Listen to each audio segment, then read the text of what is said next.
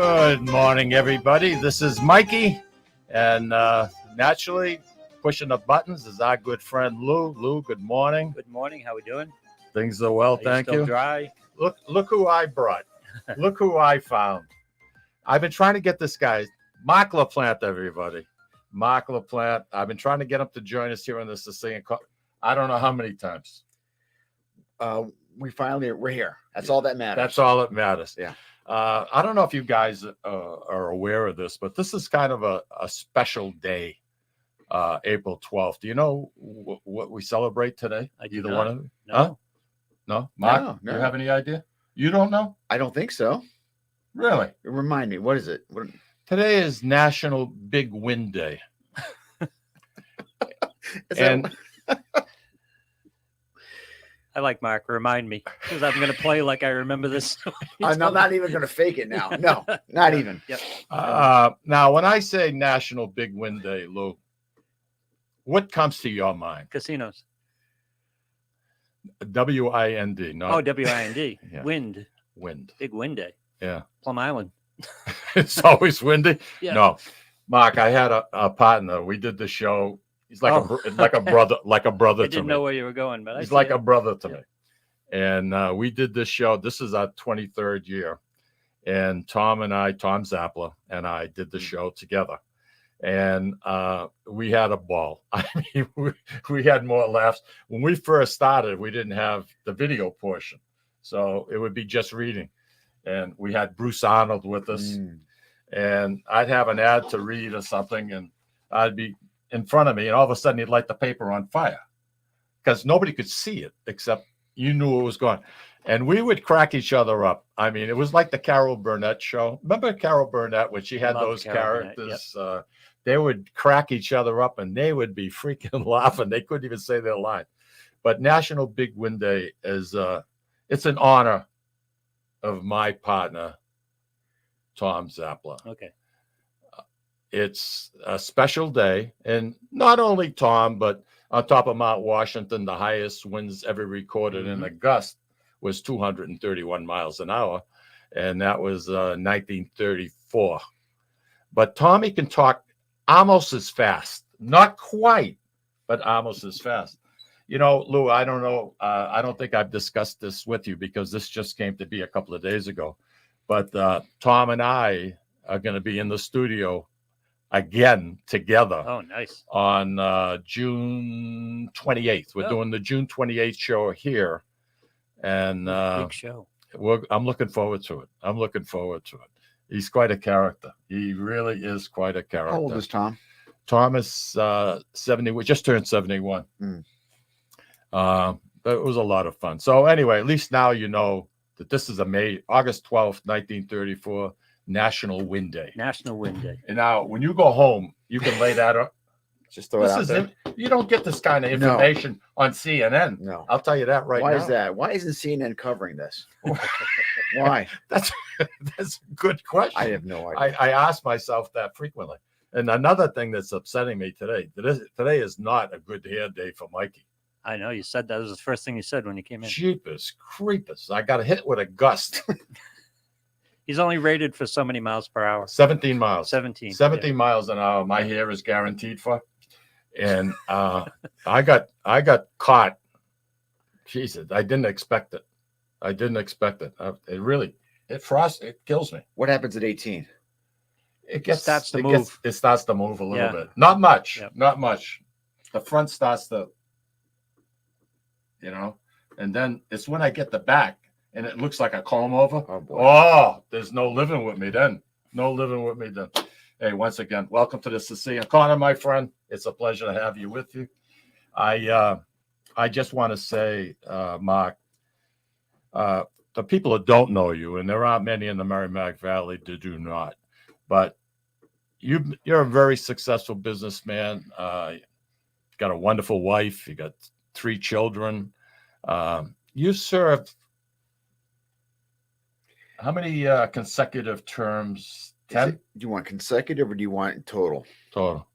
This is my starting my 19th year. So I just won my 10th election. So I was, that's cool. That's How many pretty people cool. can say that? They've won 10 elections. Not only that, I'll tell you something about this guy. 2017. Nobody wants to run against him. Nobody. Yeah. He had nobody. So you think you'd sit back, hey, you know something, go through the movements. Do you know every weekend he would be out in District F, South Lawrence, knocking on doors, and he had nobody running against you, correct? I forget which year that was, but there Well, was trust me, 1 year. 27. I'm going to trust you on this. Okay. I don't remember the year, but I will tell you that I'm still knocking on. I'm actually dropping off flyers. I'm doing it 3 times a year, and I'm about to finish up this flyer, maybe today after work. So I'm just trying to. There's no secret sauce here on government. It's about connecting with people, right, Lou? It's just about making sure that you're available, accessible. You may disagree. People may disagree with you on the issues. But if they see you make an effort, and if they see that you're not taking things for granted, that's usually a check mark in your favor. And then it's just People feel they have access to you and you're on a first name basis. That's huge for them. a big With time. the representative. Yeah. Big time. And he's available. Yep. If you're in his district and you have, say, a piece of concrete that's broken on your sidewalk, he'll reach out to him Oh, they because he makes himself available. Okay. Mike brought it up before the show. I'll bring it up, but change it up a little bit. sure. Didn't run for mayor. And I kind of understand why, because that's a job I would never want. Mayor of Lawrence. Why not the House or state representative or something like that? You'd Well, be perfect. Well, first of all, I mean, let's just take one step back, and that step is, why does anybody do any of this? Right? The idea behind elected office, and I'm going to sound like I just walked out of Mayberry Street here, but it is about public service. It's about contributing. It doesn't make really a difference if you're a state. I mean, I understand the dynamics between the levels of government, but state senator, state rep, mayor, city council, as long as people are involved, and frankly, people ask me that more often than not, and I remind them that the end all or be all is not elected position.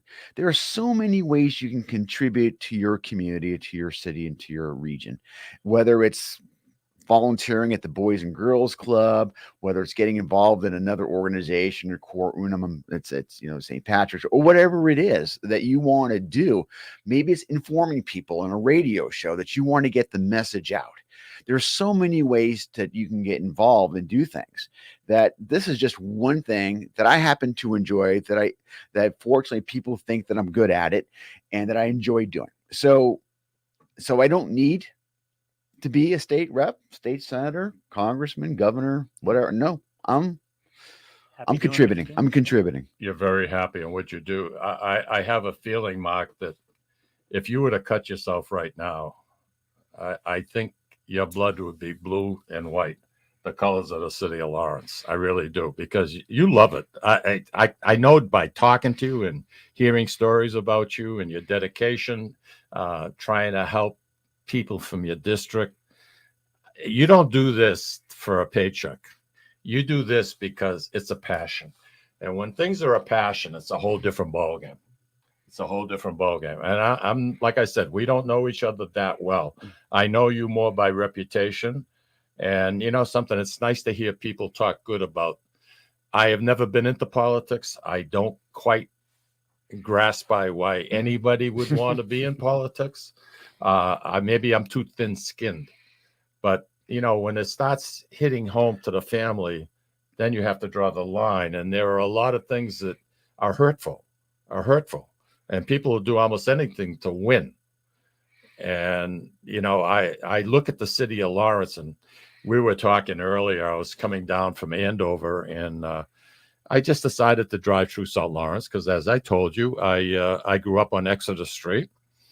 And lo and behold, I come to the intersection of Winthrop Avenue and South Union, and I'm looking at the park. Mm-hmm. And your footprint, come to find out, you were very instrumental in trying to get that the way it looks today. And it's a gateway to the community. the city, it's easy to take shots at the city. You want to take a shot, something, it's open. It's open. But do I think things have improved considerably? Yes, I really do. It's taken a lot longer than I expected. But when people say to me, where do you live? I still refer to, I'm from Lawrence. Yeah. I'm from Lawrence because I was proud to say that I'm from Lawrence. Because when I grew up, things are different. I'm not trying to be my father and walked 8 miles to school barefoot in the snow. I'm not trying to do that. But I think what we had back, Mark, in the say 1961. Let's pick 1961. I had the pleasure, and Louis knows this story. I had the pleasure of playing football for the undefeated Lawrence High Lancers. I had the pleasure of going into Boston Garden for the New England Invitationals to throw the shot put, which was quite an honor for a 16-year-older. I mean, and I was very proud to say I'm from Lawrence. And when you would get your athletic sweater and you gave it to your significant other, she wore that and took care of that like it was gold.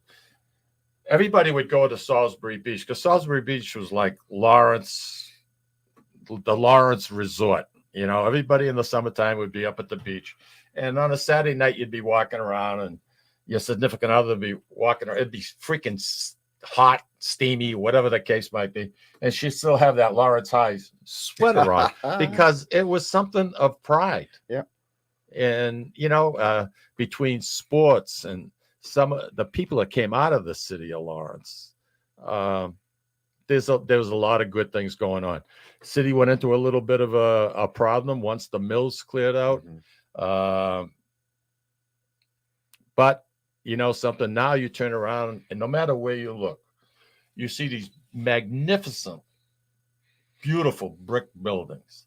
And something, they supplied food. They supplied well-being to so many people, immigrants that came to this country way back in the day. And now they're coming alive again. And you can see it. You see these mills and they're standing proud. They know they had a role in the early 1900s.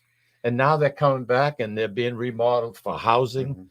And as part of the job of the city council, I mean, you guys have a lot to do with it as far as going from an industrial based platform to residential. And would you like to add something? No, this is an issue where I make a lot of comments on because it's, I agree 1,000% regarding the mills. And I agree that it is delightful to see it being utilized rather than dilapidated and being eroded. Right. So it's awesome to see. The concern that people like myself have is, are we doing this smartly?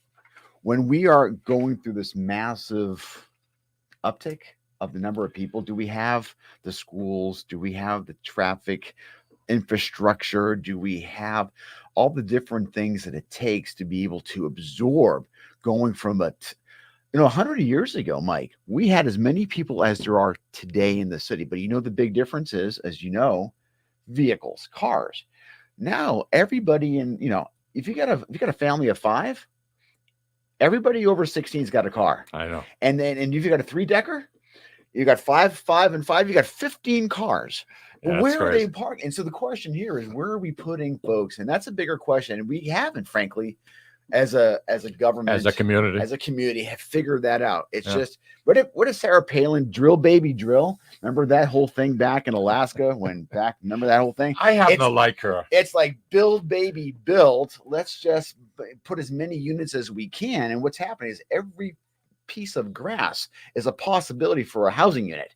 And we need more green in the city. There's no question big about time. Big time. Yeah. We need common sense. We just need some balance. And that's everything. Balance. Lou, I know you didn't grow up in the city of Lawrence. No.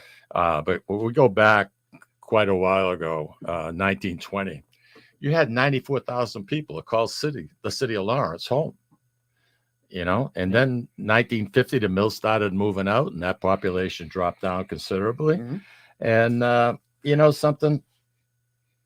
Now, I think the low spot in Lawrence was probably, Mark, I can stand corrected on this one, was probably the late 80s. There were only 64,000 people. You had abandoned buildings everywhere. Mhm. And now, And I fires. believe. Don't forget the fires. Yeah, Mm. yeah, that's right. Yeah. And now, 87,000. So you've seen from 64 to 87,000. That's quite substantial because they have a place to live. And the work ethic is decent in the city of Lawrence. It really is. For those who want to work, there's plenty of jobs out there. And something, Mhm. the access to the city of Boston in Lawrence, Mhm. Lawrence is in a sweet zone. Mhm. I mean, you got the train station. It's just, I can't say enough good, positive things. I mean, I had a good friend of mine that was looking at the wood mill, somebody we both know, Lou, to rent, wanted to go in and buy a unit. And it almost came to be, but at that time, when they first started the son and father team, they found a lot of asbestos in the Mhm. building, Mhm. and he pulled away from it. But those buildings with 17-foot ceilings, and if you're on the water looking at the mighty Merrimack, I mean, Jeepers Creepers. No, they're beautiful. If you ever have a chance to go in, I'm sure I you have. have. They're once you go in there, and not only is it beautiful to go in there, but if you have any kind of context, and I know you guys do, any context about our history, because you love our city, right? You understand what was happening in that room 80 years ago, 90 years ago, 100 years ago. And just the thought of you're standing where, and frankly, I mean, we glorify it today. It was a tough living back in the day. No question. It doesn't really, I mean, we glorify it because The labor laws were Yeah. non-existent. I mean, Yeah. the city of Lawrence, there's a lot of good, and we're going to talk more. Sure. But would you like to hear from our sponsors? Oh, of course. Nod your head. Yeah. There you go. Louis, he wants to hear some of our sponsors. So could you put that up for us, please? And we'll be right back, everybody.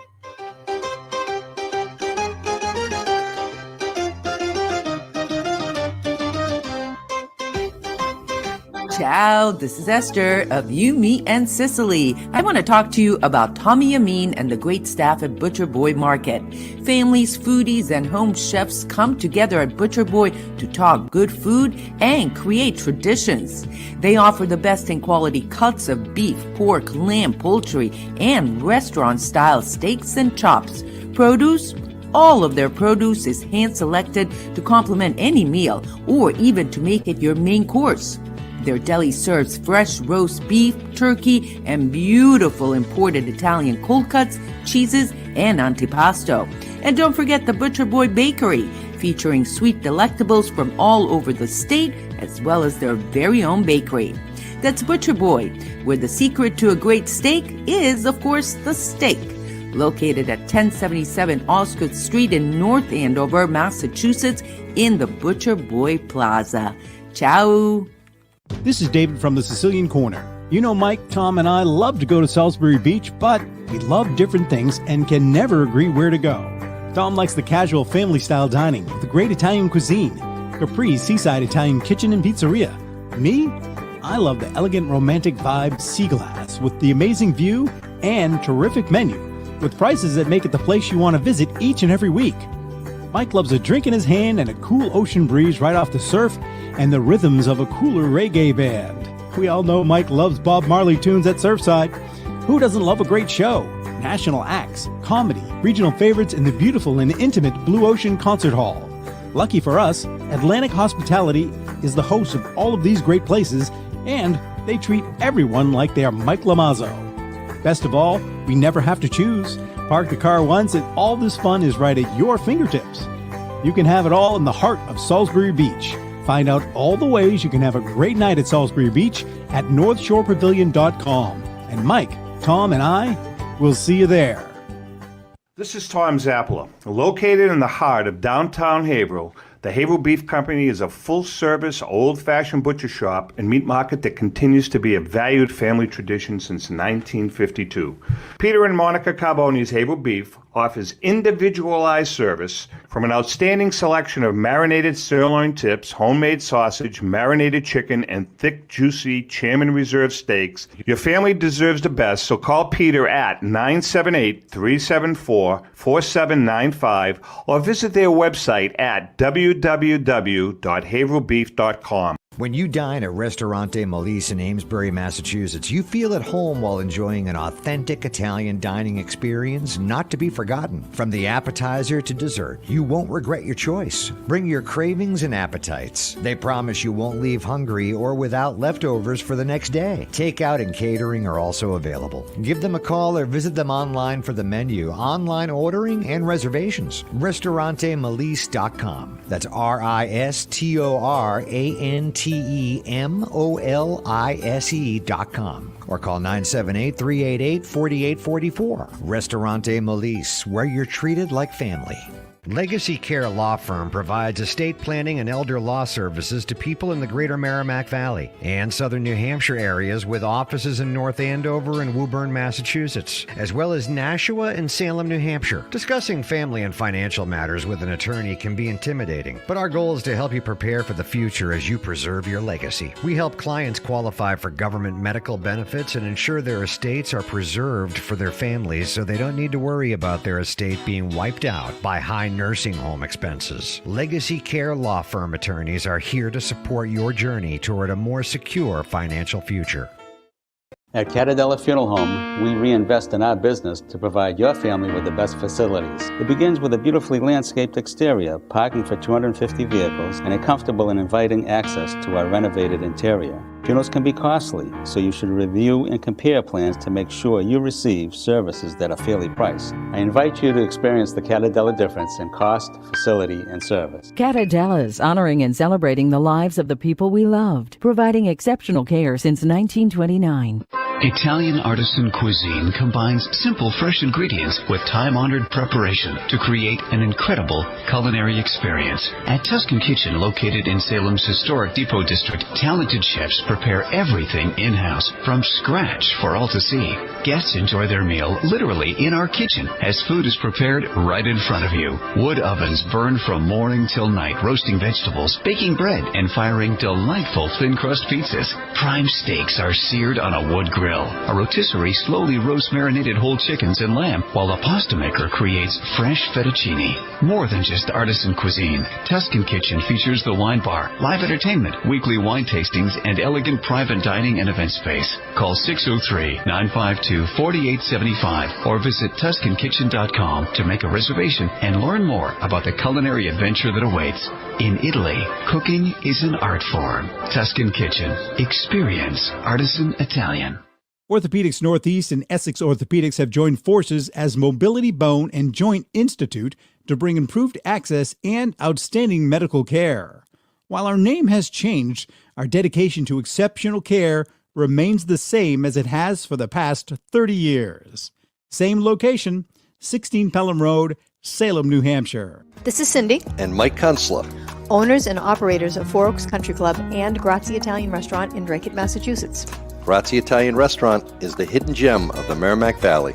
Why is that? We have an incredible chef, Oscar Figueroa.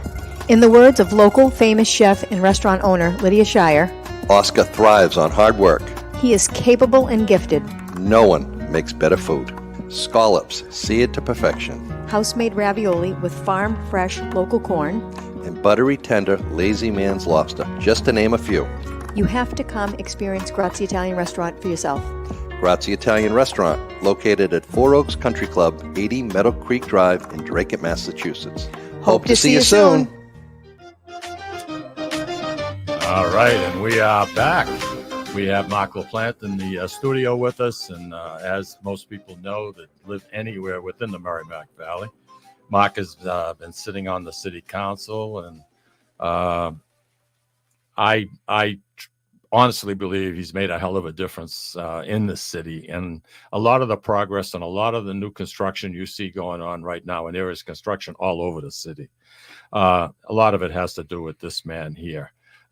Here we have Andy Parisi. Andy is saying hello to Barbara, and Barbara wrote in a little while ago and wanted to say good morning to everybody. Roger Trudell, Roger is Roger is Roger. That's for sure. I don't know if I'd, Somehow he talks. Now he's talking about mushrooms. I don't know if I'd phrase it that way. Yeah. Experimenting with mushrooms. I especially now, Yeah. especially now. Not sure that's the phrase I'd use, but yeah. Mark, I'd like to get into and telling a story about what you and your family did not too long ago, Mhm. and your trip going to France. And I'd like to know why you did it. And I know our listeners would like to know. If you could tell them the story, I'd appreciate it. Sure. So it started off with this thing called a trench. This is World War I related. And when I was going to school, I was fascinated by like tunnels and trenches as a young guy. And it may sound a little weird, but just think about people digging this hole and then jumping in and doing whatever they're doing, and the whole idea behind, I don't know, maybe it was too much Hogan's Heroes. I have no idea what the situation was, but Sergeant Schultz, yeah, my main man. I know nothing. Right. So anyway, along the short of it, I thought it'd be pretty cool. I had it on my bucket list when I was a young guy. I really want to go and check out one of these trenches. So that's how this thing started. I'm drawing a blank. This is what happens. I'm 57. I want to know how your wife reacted to that. Well, here's the thing. So I go visit a trench in France. So listen, we were looking for a family vacation, and I said to my wife, What's her first name? Sue. And I said, Sue, I go, let's go to France. We can check out these World War. Because I was getting into World War I with the trenches, and so long and short of it, it started spiraling.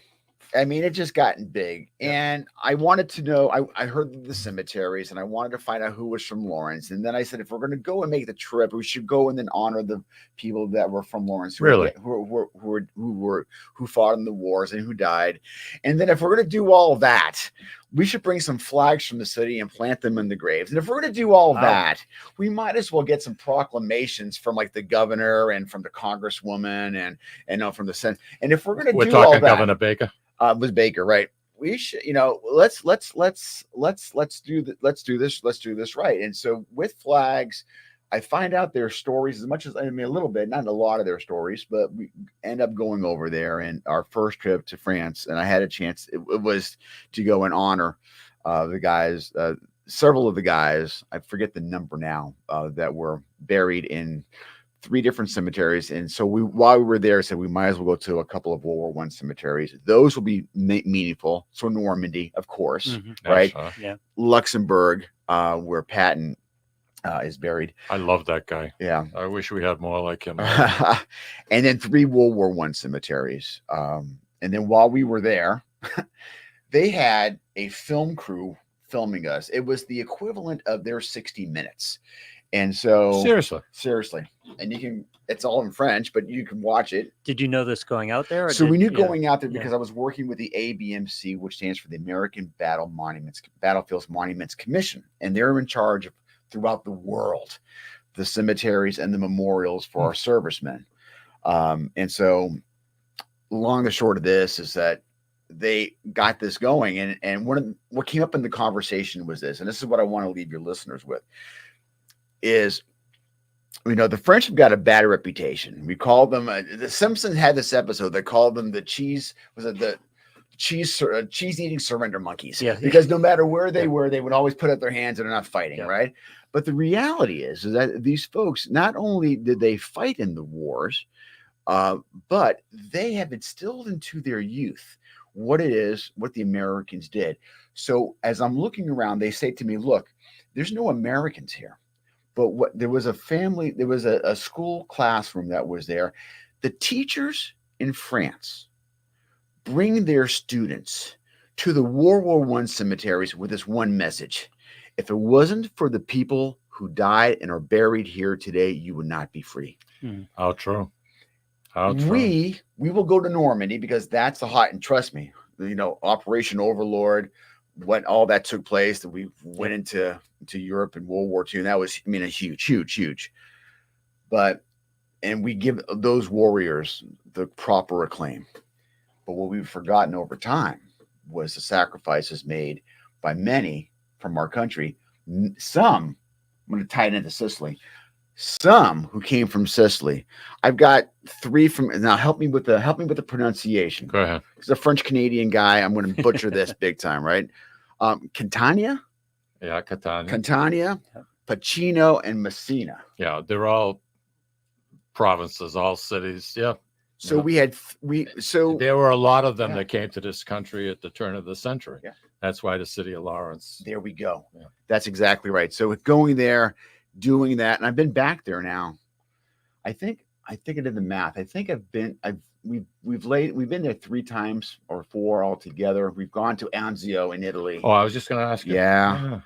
This past year we went to Florence American Cemetery past Thanksgiving. So we've hit either 5 or 7 cemeteries. We've laid the markers down where flags at 79 places where Lawrence people have died, or the wall of the missing. So if they couldn't find their bodies, they have their names etched on a wall at the cemetery.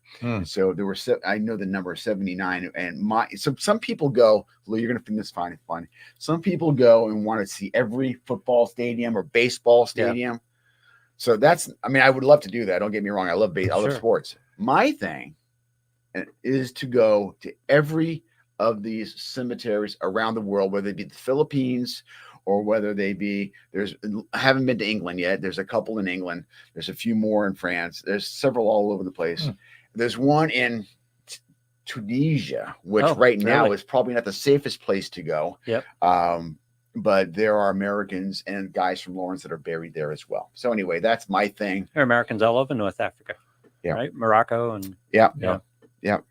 Now, correct me if I'm wrong, but you did this in your own dime. 100% my own dime. Yeah. But I brought the family with me. This is who I have sitting next to me. A guy who loves trenches. I don't like digging trenches. I just like visiting them if there was a no.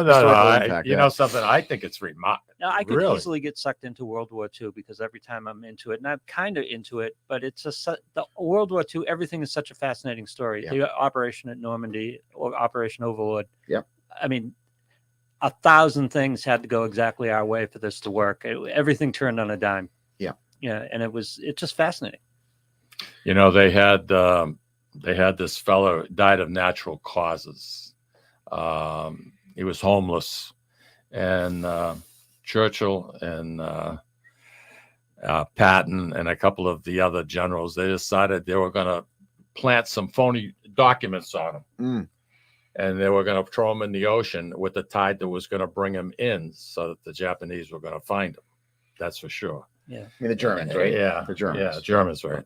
And it worked. You couldn't have asked for better planning. I mean, the tide brought him in. They brought this body out. They went through them. They found these documents, classified, all this 9 yards. And it was phony records saying that they were going to come and land in a certain part of the country. And it was all BS. Yeah. So Germany actually turned around and moved a lot of their forces to reinforce that particular area. And just those little subtitles, those little nuances that go on that you sit back and you say, wow, that actually worked. There's a recent movie about that just a couple of years ago. I think Tom Hanks was in it, wasn't it? Yeah.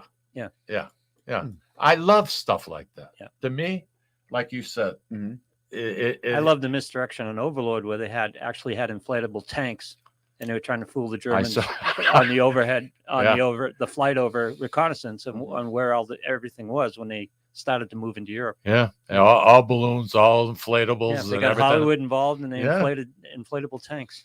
I mean, today, everything is so all computerized and everything else. I mean, I don't even know if you need soldiers on the ground anymore. I mean, it's different. I mean, it's a whole different game. I mean, the days of guys like Patton, and trying to beat out Montgomery and trying to get to this city beforehand and pushing his guys. And forget it. The surrender monkey knock against France overlooks the resistance in France and how big an assistance that was to Allied troops going through Europe at all.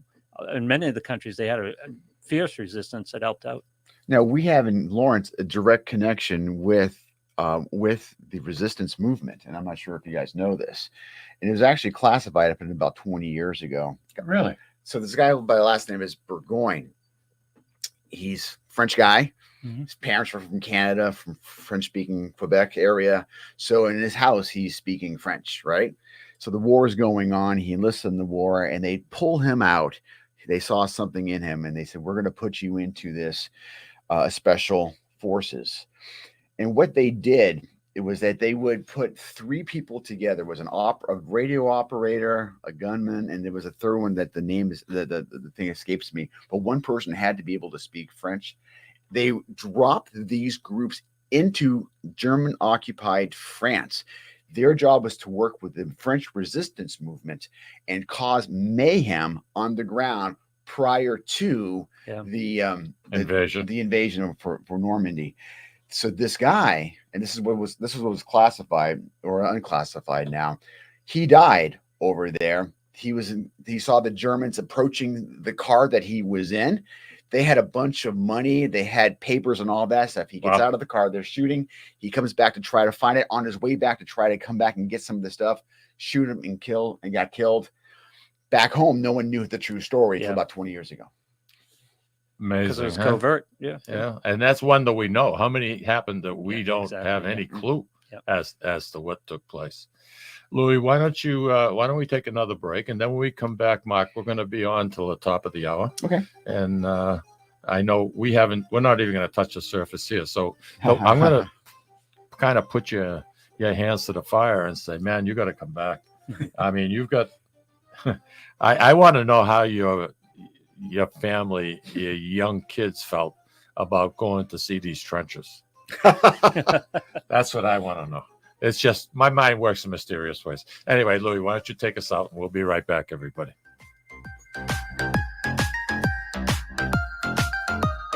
Ciao, this is Esther of You, Me, and Sicily. I want to talk to you about Tommy Amin and the great staff at Butcher Boy Market. Families, foodies, and home chefs come together at Butcher Boy to talk good food and create traditions. They offer the best in quality cuts of beef, pork, lamb, poultry, and restaurant-style steaks and chops. Produce? All of their produce is hand-selected to complement any meal or even to make it your main course. Their deli serves fresh roast beef, turkey, and beautiful imported Italian cold cuts, cheeses, and antipasto. And don't forget the Butcher Boy Bakery, featuring sweet delectables from all over the state, as well as their very own bakery. That's Butcher Boy, where the secret to a great steak is, of course, the steak. Located at 1077 Osgood Street in North Andover, Massachusetts, in the Butcher Boy Plaza. Ciao! This is David from the Sicilian Corner. You know, Mike, Tom, and I love to go to Salisbury Beach, but we love different things and can never agree where to go. Tom likes the casual family-style dining with the great Italian cuisine, Capri's Seaside Italian Kitchen and Pizzeria. Me? I love the elegant romantic vibe Sea Glass with the amazing view and terrific menu, with prices that make it the place you want to visit each and every week.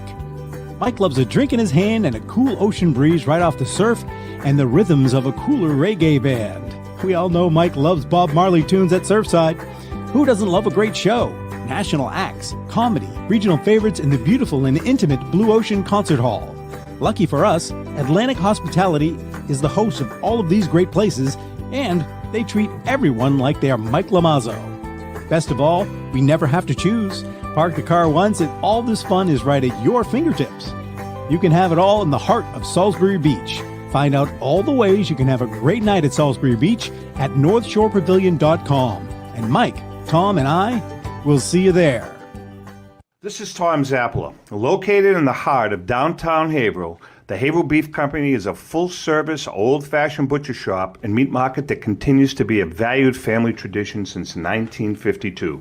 Peter and Monica Carboni's Haverhill Beef offers individualized service from an outstanding selection of marinated sirloin tips, homemade sausage, marinated chicken, and thick, juicy Chairman Reserve steaks. Your family deserves the best, so call Peter at 978-374-4795 or visit their website at www.beefcompanybc.com. www.haverhillbeef.com. Sisters and co-owners Antoinetta and Elisa brought their family authentic Italian recipes from Molise, Italy, and a warm and welcoming dining experience to its customers at Ristorante Molise. The combination of their meals made from natural, homemade, fresh ingredients, and your time with family and friends together at dinner time is unmatched. Located in Market Square in the heart of Amesbury, they're open for dinner Tuesday through Sunday from 3 to 9 p.m. and are available for private parties during off hours. For reservations, call them at 978-388-4844. That's 978-388-4844.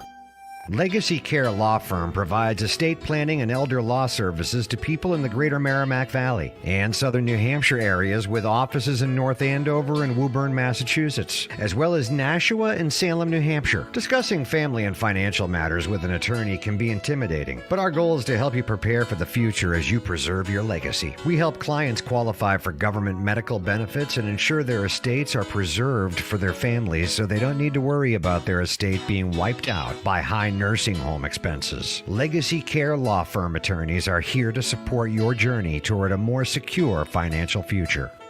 At Catadella Funeral Home, we reinvest in our business to provide your family with the best facilities. It begins with a beautifully landscaped exterior, parking for 250 vehicles, and a comfortable and inviting access to our renovated interior. Funerals can be costly, so you should review and compare plans to make sure you receive services that are fairly priced. I invite you to experience the Catadella difference in cost, facility, and service. Catadella's, honoring and celebrating the lives of the people we loved, providing exceptional care since 1929. Italian artisan cuisine combines simple, fresh ingredients with time-honored preparation to create an incredible culinary experience. At Tuscan Kitchen, located in Salem's historic Depot District, talented chefs prepare everything in-house from scratch for all to see. Guests enjoy their meal literally in our kitchen as food is prepared right in front of you. Wood ovens burn from morning till night, roasting vegetables, baking bread, and firing delightful thin-crust pizzas. Prime steaks are seared on a wood grill. A rotisserie slowly roasts marinated whole chickens and lamb, while a pasta maker creates fresh fettuccine. More than just artisan cuisine, Tuscan Kitchen features the wine bar, live entertainment, weekly wine tastings, and elegant private dining and event space. Call 603-952-4875 or visit TuscanKitchen.com to make a reservation and learn more about the culinary adventure that awaits. In Italy, cooking is an art form. Tuscan Kitchen. Experience artisan Italian. Orthopedics Northeast and Essex Orthopedics have joined forces as Mobility Bone and Joint Institute to bring improved access and outstanding medical care. While our name has changed, our dedication to exceptional care remains the same as it has for the past 30 years. Same location, 16 Pelham Road, Salem, New Hampshire. This is Cindy, And Mike Councilor. owners and operators of Four Oaks Country Club and Grazie Italian Restaurant in Drake, Massachusetts. Grazie Italian Restaurant is the hidden gem of the Merrimack Valley. Why is that? We have an incredible chef, Oscar Figueroa. In the words of local famous chef and restaurant owner Lydia Shire, Oscar thrives on hard work.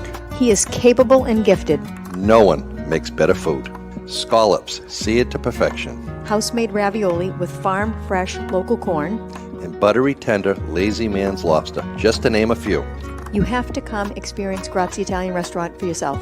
Grazie Italian Restaurant, located at Four Oaks Country Club, 80 Meadow Creek Drive in Drake, Massachusetts. Hope to see you soon.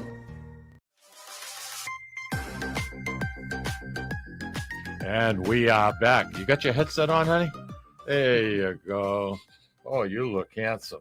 Hey, yeah. Talking to you. Oh, I thought, Lou, my God, No, he's not where's talking to HR? me. There's some harassment going on. No, you heard how he talks about me. Hey, a bone of contention with Meg. All right. And like I said, I try to accentuate the positive, but the North and South Lawrence canals, and I know this has nothing to do with Mark LaPlante.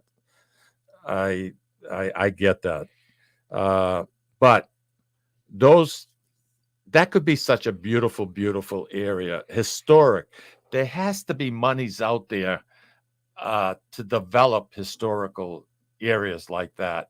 And I picture that would, even now, this time of year, we get 30, 40, 50 these cherry trees, and you have them planted on, be all flowered. You're coming down Canal Street. They've done a wonderful job on Canal Street. It looks awesome. You got new buildings going up. You got some of the plants, some of the facilities are going into housing.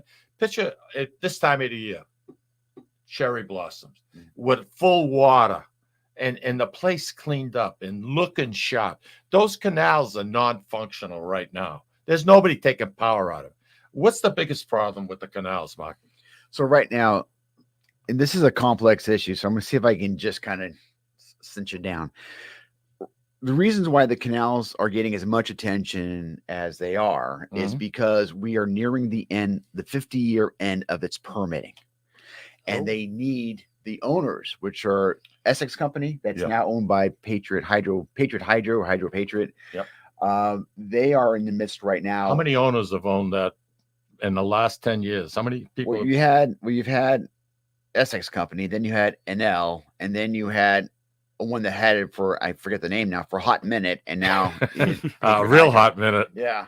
So so this is our fourth owners within no time, 30 years, maybe 25 years, but 3 in the last. Yeah, it's fast. So along the short of it, it's complex. That's my point. But so the city, everybody thinks you guys should do something with the canals. Well, you guys, if they're saying the city doesn't own the canal, so you guys, meaning the city, can't just say we're doing this, this, and this, because there's another entity called. They're still owned by the people that own the dam. Not only is there that group, that one group, each parcel along the sides of the canal is not owned by the city except for one, because of tax purposes, Merrimack paper. And then the issue is, well, what are they doing alongside? And so there's a real tug, because what is making money? Not the canals, it's the hydroelectric dam. That is the golden goose. They are thrilled that is making money, but you know where, because it's been in disrepair, the canals for so long, you're just going to sink money, dollar after dollar after dollar after dollar. To what end? They're taken away from their bottom line. It's not, the canals are not profitable. So they in the big picture, that's the challenge. And so what they're trying to do, and I'll stop there because it goes down several rabbit holes. So what are they trying to do? Disinvest. We're going to go for a license, but we're going to carve out the canals and just deal with the dam. Yep. So they're just going to keep it with where the money's being made and just say, listen, we're happy to work with you, but we're not going to make this. So FERC, the government doesn't have an oversight responsibility for the permitting. So Mark, if I understand you correctly, the canals are a non-generating entity. They serve no purpose. They're a liability to the power plant people. Why don't they want to get rid of it and let the federal government take it over and make that a state park like they have in Lowell? Lowell, it uses their canals. They're a perfect example of how beautiful that area can be. I doubt and that way you open up the door for federal money. I doubt the feds want it. Does the city want it? So the first place to go is exactly right. There's the Lowell model and what happened along the canals in Lowell. And trust me, when going to the Park Service and saying, hey, can you do this? Well, think about it's money. Again, do they have the resources, the earmark, or the wherewithal to go ahead and say, we're just going to put all of the resources here to move it away, make it an historic area? And so far, no traction that I can see yet, right? So the question is, are you going to give it, whatever that means, to the city? Just to get rid of it. Well, it saves them money in the long run. If you're the city, we also Lawrence doesn't have the funds to deal with it. It has to be federal. It has to be. So we brought the city. So the answer is that's not really going to be a workable solution, because the tax base isn't in there. We have alley problems in the city that were owned by the Essex Company back in the day, just like the canals are today. Anyway, so it's a lot of complexity, but I don't want folks to give up hope, because I think there's still discussions going on with Patriot Hydro. They are making improvements alongside the canals. Where you see some of the disintegration and the erosion, it's millions and millions of dollars. Oh, really? But they're putting some of the work in. I hope it's not a short-term fix because they want to look good before the end of this. They want to get the relicensing. I was just going to say but that. They're doing some work now. And then the other issue is, you know who's got the liability right after the wall? It's each one of the owners. I'm going to call it the mills. They own some of the infrastructure that goes there. So if something is leaking, because there's water leaking into the basements of many of these buildings. Oh man, yeah, all over the place. And so it's really up to them. Now, do they want to start spending all that money? And you know what I'm saying? So you start pulling that thread off the sweater. It's a very complex problem. It is. That just touches the surface a little bit, give you a flavor. All right, Mark, you've won 10 elections and they come to you with a wild card. So you can have a policy, you can have funding for a project, you can put through a project of your liking. What's your wish list? What would you like to see for Lawrence? So you're never going to put me in this trap. So I'm never going to say my number one. Yeah. Let me give you something that I think that we should consider. Jeez, I didn't even intend that. No, but I just want to make sure we're clear on what the rules are of this. So I'm not above it. I just didn't intend it. Yeah. So, well, the canals are something that we really have no jurisdiction over. But what we do have jurisdiction over, I think, are two different things that I would love to change. One would be the alleyways in our city that have been just neglected. And the people who live next to the alleyways don't know that they own the alleyways. They think the city owns it. So that's number one. And there's a bunch of them throughout the city. And the second thing I think is the catalyst of all these discussions. You touched on it, Mike, earlier, which is housing. It's housing. It's trying to figure out how do we have a common sense housing? Because if you start building and building and building, we don't have the money to build the schools. We're lucky we were able to do what we did with the COVID money and the ARPA money. We're lucky with that. But with that comes all the other stuff. It comes to tax base. It comes to all this stuff. So housing and it goes in a lot of different ways, but I think is a major crux. Wow. You know something, you mentioned housing and you know, it just bounced in front of me. I'm looking at the stone mill. Yeah. I mean, I believe they're putting 86 units into this complex and it's in a really milled area. It used to be Greco Brothers and that whole area.